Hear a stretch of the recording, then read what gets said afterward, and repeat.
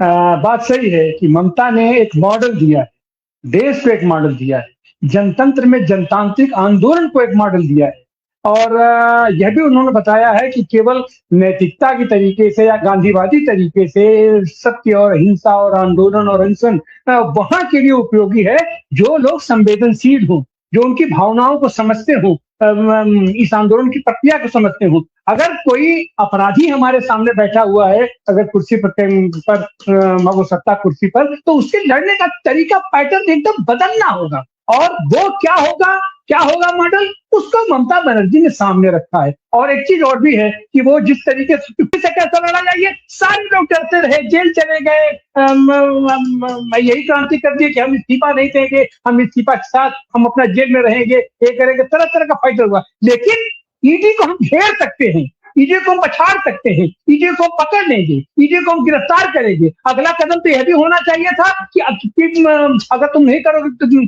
तुम्हारी पिटाई को मैं तुम्हारी पिटाई करूंगी। और ममता ने कल जो दिखाया है, तेवर दिखाया है परसों, वो बताता है कि अब ये लोग कितना आतंकित हो गए। तिवारी जी, ये पिटाई वाला जो है, सुनिए आपका जो है उसके ऊपर थोड़ा सा आपको विचार करना चाहिए ना, क्योंकि हम लोग चैनल चला रहे हैं, रिस्पॉन्सिबिलिटी के साथ चला रहे हैं, है ना। पिटाई जैसा किसी के हाथ में कानून लेना किसी को अधिकार नहीं है, चाहे वो ममता बनर्जी हो और चाहे वो मोदी हो। पिटाई हिंसा हम नहीं कर रहे हैं, बातों की पिटाई करेंगे, तर्क से उनकी पीटेंगे, तर्क से हम उनको पीटेंगे। और ये शायद यही कारण रहा है कि संसद के जो अपने अध्यक्ष जी हैं, आज की तारीख तक जो अपना डिक्टेटरशिप दिखाते थे, माइक बंद कर देंगे, तस्वीर नहीं चलने देंगे, ये बोलो वो बोलो, पर उन्होंने स्पष्ट तरीके से कहा है कि हमने प्रधानमंत्री को मना कर दिया, क्योंकि अगर वो यहाँ आते तो यहाँ कुछ भी हो सकता है। तो ऐसा माहौल में ऐसे लोग जो अब तक भय और आतंक का माहौल बना रहे थे,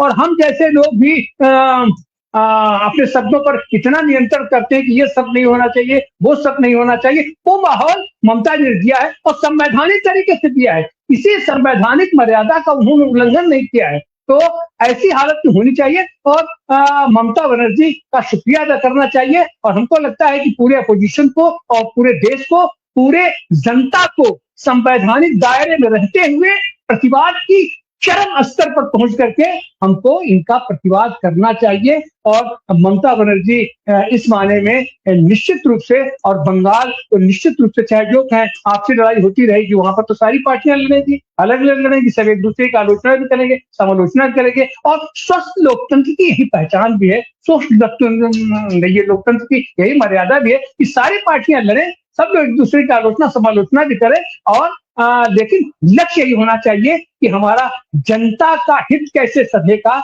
जनता कैसे मजबूत होगी, जनपक्ष कैसे मजबूत होगा, और हमारे उसका जो आधार है मतदाता, मतदान करने का अधिकार, हमारा मतदान करने का अधिकार कैसे सुरक्षित होगा। और जो लोग इससे हमें वंचित करने की कोशिश कर रहे हैं, वो लोग कहीं न कहीं से जनतंत्र से द्रोह कर रहे हैं और देश से द्रोह कर रहे हैं। आप सारे साथियों का बहुत बहुत धन्यवाद, बहुत बहुत आभार। डॉक्टर सुनीलम, आकाश वर्मा जी, रत्ना जी, जागृति जी, सरकार साहब, अरविंद श्रीवास्तव जी, कल हम फिर एक नए विषय के साथ आप लोग सामने उपस्थित होंगे। बहुत बहुत धन्यवाद, बहुत बहुत।